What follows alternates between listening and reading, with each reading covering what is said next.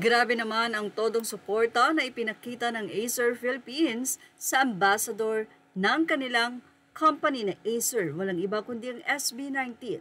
Mula sa kanilang post, Pinas Tayo To SB19 is set to represent the Philippines as the only Filipino act at the Asia Artists Awards 10th Anniversary Concert sponsored by ACE.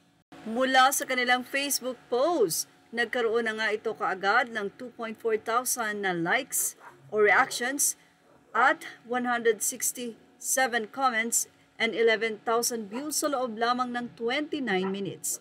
Ibinahagi ng Acer Philippines ang kanilang suporta at syempre, sponsored nila ang nasabi nga pong lahat ng gastos ng pagpunta ng SB19 sa nasabi nga pong Asia Artists Awards. Nagaganapin nga ang nasabing concert na ito sa Kaohsiung National Stadium sa December 7, 2025 na may 55,000 capacity.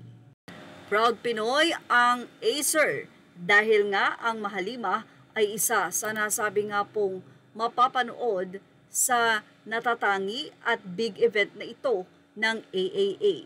Kaya naman ang mga fans ay hindi mapigilang mapakomment. Anila, the Philippine National King of Pop.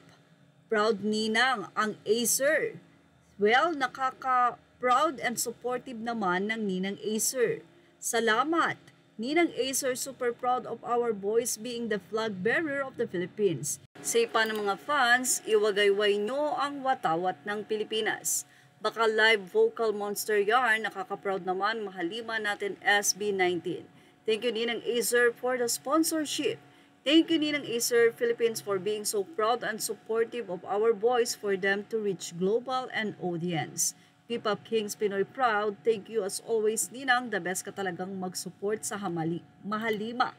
Actually, sobrang napaka-supportive talaga ng Acer dahil sa lahat ng concert nila ay hindi nagmamaliw ang kanilang, of course, financial support sa SB19 na sobra naman din ang pagrespeto ng SB19 sa isa sa kanilang ini-endorso, ang Acer.